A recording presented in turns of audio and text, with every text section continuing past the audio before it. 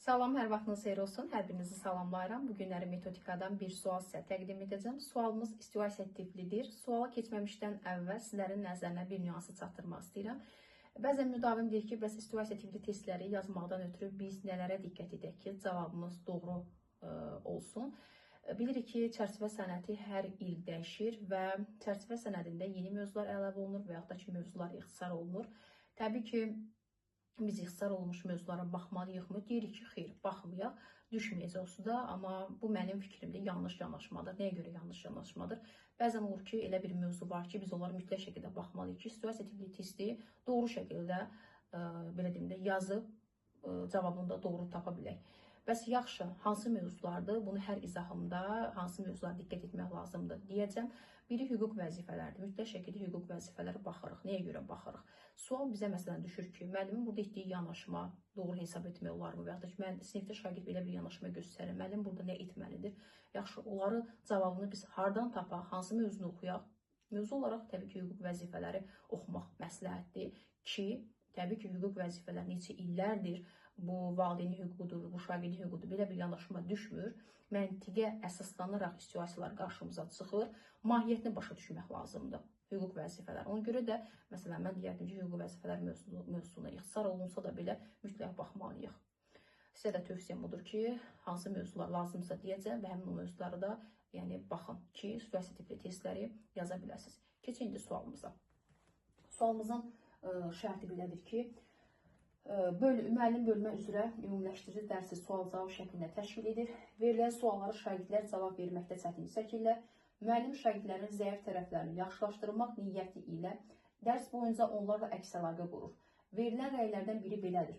Bölmənin əvvəlində tapşırıqları tam yerinə yetirmədiyin üçün həll prosesinə çətinlik çəkirsən, vaxtında işinə məsuliyyətli olsaydın, indi daha uğurlu nəticələr deməli göstərə bilərdi. Verilmiş situasiya ilə bağlı hansı fikirlər doğrudur? Variantları göstərməmişdən əvvəl sualı şərtini yəqin ki oxudunuz. İndi bunu belə deyim, bir də ümumiləşdirək ki, nə istəyir bizdən? Məsələn, mən keçirəm biliyin növləri mövzusunu. Biliyin növləri mövzusunu keçəndə Həsən mənim suallarıma düzgün cavab verə bilmir. Yəni, həmin o mövzuda qaranlığı var. Bunu mən görürəm. Həsənlə gedir imtahana, gəlir və deyir ki, biliyin növlərindən mənə sual düşmüşdü və o sualı yaza bilmədim. Bu qədər balım oldu və zəif nəticə göstərdim. Deyirəm ki, ay Həsən, vaxtında biliyin növlərini oxusaydın, çoxlu test işləsəydin, indi gözəl nəticə əldə etmiş olardın. Bu sizcə doğru bir yanaşmadır. Təbii ki, xeyr, doğru yanaşma deyil. Bu artıq keçmişə yönəlik verdiyim rəydir, yəni destruktiv rəydir. Əgər mən bugün mövzunu keçirəm, Həsən mənim suallarıma doğru cavab verə bilmirsə, Həsənin yanlışı hardadır? O yanlışını aradan qaldırmaqdan ötürü mən Həsənə istiqamət verirəmsə, yol göstərirəmsə, bu olardı konstruktiv rəy. Konstruktiv rəy anında verilən rəydir.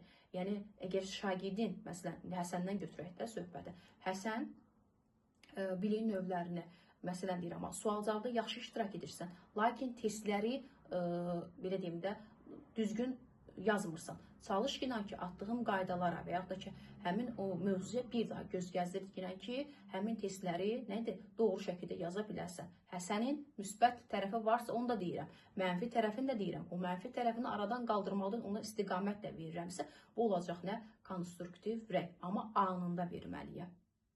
Bir neçə gün keçdi, bir ay keçdi, 2 ay keçdi. Ondan sonra rəy verirəmsə, o iş işdən keçir. O nə olacaqdır? Konstruktiv rəy olmayacaqdır, destruktiv rəy olacaqdır. Yəqin ki, aydın oldu.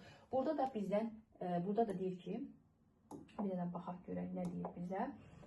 Burada da deyir ki, müəllim sual-cavab təşkil edir. Bu, laf gözəl bir əladır metoddur. Çünki adi bir müəllim, belə deyim də, dərsə qoşulur. Deyir ki, müəllim, mən sual-cavab istəyirəm. Niyə görə sual-cavab edirsən? Həm nitqim açılır, həm belə deyim də, məndə idraç fəallığı oyanır, təfəkkür inkişaf edir. Yəni, sual-cavab yaxşı bir prosesdir. Həm hansı, belə deyim də, metod olur olsun, fərqi yoxdur. Müəllimə də faydalıdır, şagirdə də faydalıdır.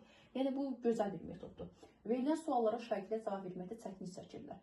Müəllim şagirdlərin zəif tərəfini yaxşılaşdırma niyyəti ilə dərs boyunca onlar əks əlaqə qurur. Müəllimin əks əlaqə qurması da yaxşı bir yanaşmadır. Amma deyir ki, rəy verir şagirdə. Deyir, vaxtında işinə məsuliyyətli olsaydın, indi uğurla nəticəlidir. Ay müəllim, bəs yaxşı, sən özün hardaydın? vaxtında sən hardaydın? Şagird vaxtında sənin yanındaydı, o tapşırıq həll edə bilməyəndə. Bəs özün hardaydın? Təbii ki, müəllimin burada verəcəyi rəy doğru deyil, keçmişə yönəlik rəydir. Müəllim vaxtında həmin o şagirdin hansısa bir mövzuyla bağlı çətinliyini müşahidə edirsə, onu anında istiqamət verməlidir. Artıq iş işdən keçib də əgər rəy verirsə, bu keçmişə yönəlik rəydir, yəni destruktiv rəydir. Ona görə də nə deyir? Burada müəllim destruktiv rəy verib şagirdə, amma sual-cavab etməklə yaxşı bir metod edir. İndicə variantlara baxaq görə, variantlarda bizdə nə istəyir? Bizdə bax, doğrunu istəyir ha bizdə. Həm bəzən olur ki, müdavim baxır ki, nəyə diqqət edeyim, yanlış yoxsa doğru, bizdə doğru fikirləri. Müəllim şagirddə, deməli, baxaq görək, variantlarımız hansıdır? Müəllim şagirdə istiqamət vermə niyyəti ilə yanaşdığından rəyini effektiv hesab etmək olar. Rəy effektiv deyil axı. Rəy konstruktiv deyil axı. Rəy destruktiv rəyidir. Axı deyir ki, vaxtında oxusaydın. Bu təbii ki, yanlışdır. Bir də işimiz yoxdur. Müəllimin ümumiləşdirici dərsdə şagirdə rəy verməsi yanlışdır. Fərqi yoxdur. Müəllimin rəy verməsi doğrudur, amma düzgün rəy verməsi doğrudur. Burada deyir ki, rəy verməsi yanlışdır. Müəllim rəy verməlidir, amma konstruktiv rəy verməlidir. 2 də yanlışdır. Müəllim formativ qiymətləndirmə etməklə şagird fəaliyyəti stimullaşdırır. Orada şagirdin fəaliyyəti stimullaşdıran nə isə bir şey var idi, təbii ki, yox idi. Əksinə şagird belə deyim də, orada dəstəkləyici miqdarda pozulub.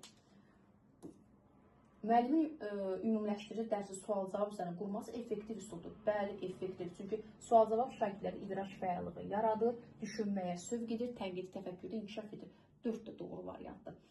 Müəllimin verdiyi rəy keçmişə yönəliş olduğu üçün rəyi destruktiv hesab etmək olar. Bəli, çünki deyir ki, vaxtında oxusaydın, indi gözəl nəticə əldə etmiş olardı. Destruktiv rəyidir orada. Bu fikir də doğrudur.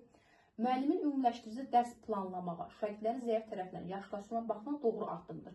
Bəli, bəzən olur ki, məsələn, biz keçirik mövzunu birinci bölmədən sonra başlayırıq nə etmək, ümumiləşdirici, belə deyim də, sual-cavab etmək, test işlətmək. Bilirəm ki, şagird və ya müdavim deyək də, şagird deməyim.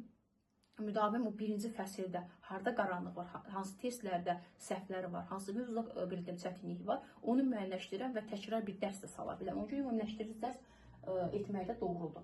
Deməli, doğru variantımız 4, 5, 6 varmı? Var, bəli. Bu da hardadır? Y variantındadır. Doğru variantımız nə? Y variantıdır. Burada da 4, 5, 6 qeyd olunub. Sualımızın izahı bundan ibarət idi. Yəqin ki, sizlər üçün faydalı oldu. Dinlədiyinizə görə də təşəkkür edirəm.